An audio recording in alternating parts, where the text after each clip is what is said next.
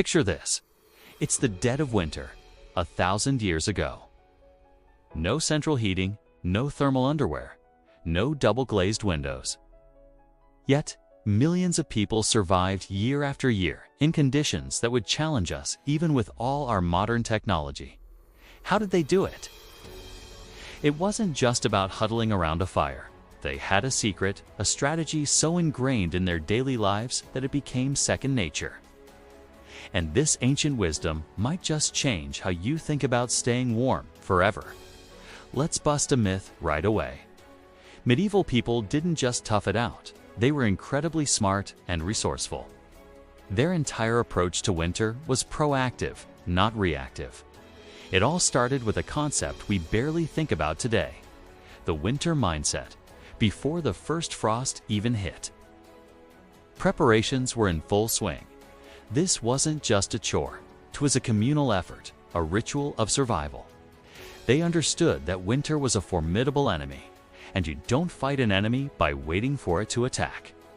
The first line of defense wasn't a castle wall, but their own homes. Medieval houses, whether a peasant's cottage or a lord's manor, were designed with warmth in mind. Think small windows.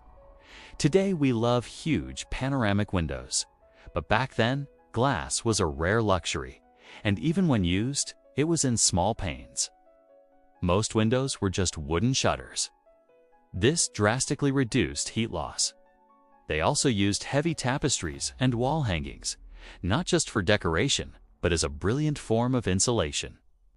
These thick fabrics would trap a layer of air against the cold stone or wattle-in daub walls, acting just like modern insulation panels.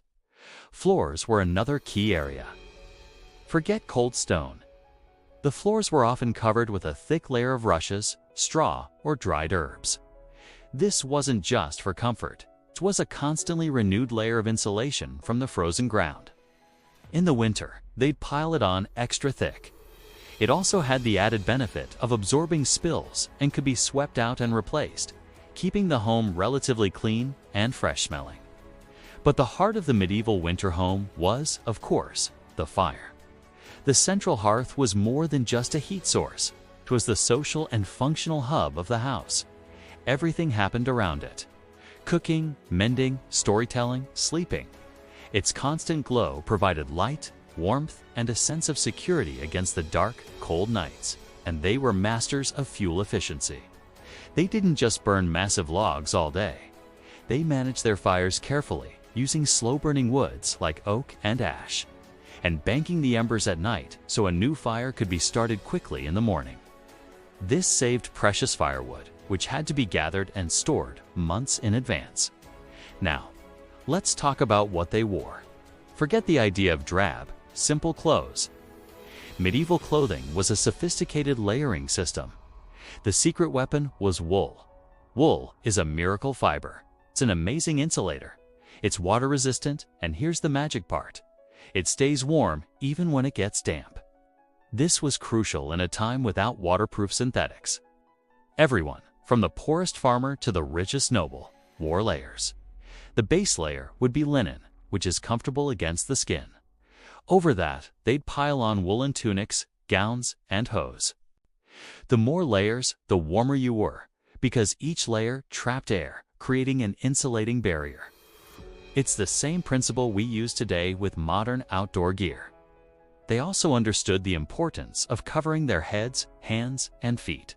Woolen hats, mittens, and thick leather shoes or boots, often lined with fur or stuffed with moss for extra insulation, were essential. An outer cloak, often made of heavy, felted wool, was the final shield against the wind and snow.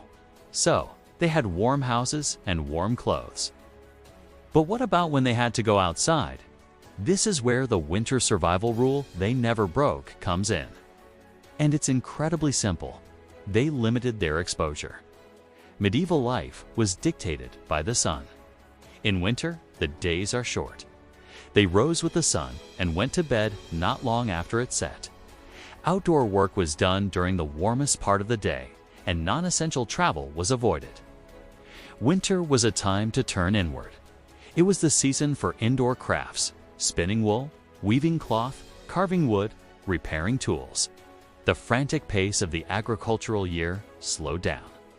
This wasn't laziness. It was a strategic conservation of energy for both humans and livestock. Animals were brought into barns or even into a section of the house to protect them from the cold and to benefit from their shared body heat. Food was another pillar of their winter strategy. The harvest wasn't just for eating in the fall, it was for surviving the winter.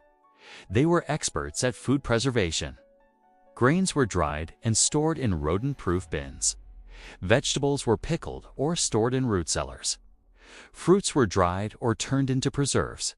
Meat and fish were salted, smoked, or dried. This ensured a steady supply of calories throughout the cold months. And they ate hearty, calorie-dense foods, thick stews called pottage, dark breads, cheese, and preserved meats. These foods provided the fuel their bodies needed to generate internal heat. But what about freezing to death? It happened, of course, especially to the very poor, the old, or those caught unprepared in a storm. But it was far less common than you might think, precisely because of these ingrained strategies. The entire society was structured around mitigating the risks of winter. One of the most important aspects was the community. In a medieval village, you weren't on your own.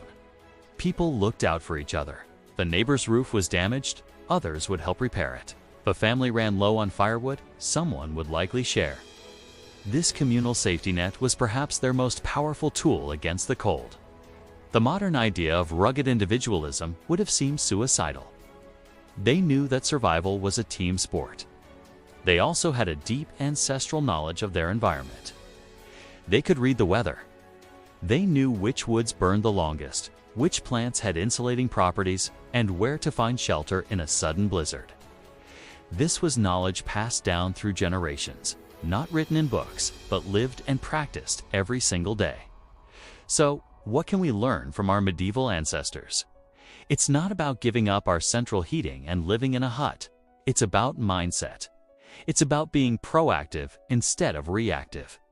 It's about understanding the power of simple, effective principles: insulation, layering, energy conservation, and community. Think about it. We often crank up the thermostat while sitting in a t-shirt in a house with drafty windows. Our ancestors would be baffled. They would have put on another layer first. They would have sealed the drafts. They mastered the art of creating microclimates, a warm bubble of air around their bodies with layers of clothing, and a larger warm bubble inside their well-insulated, draft-proofed homes. This deep, practical wisdom is the hidden strategy that saw them through centuries of brutal winters. It wasn't one single trick. It was a holistic way of life, a dance of adaptation and preparation choreographed by the seasons themselves. They didn't fight the winter. They respected it, prepared for it, and learned to live in harmony with it. And in doing so, they not only survived, but they also created a culture of resilience, resourcefulness, and community that we can still learn from today. Thanks for watching. If you found this journey back in time fascinating, don't forget to like, subscribe, and hit that notification bell for more hidden histories. See you next time.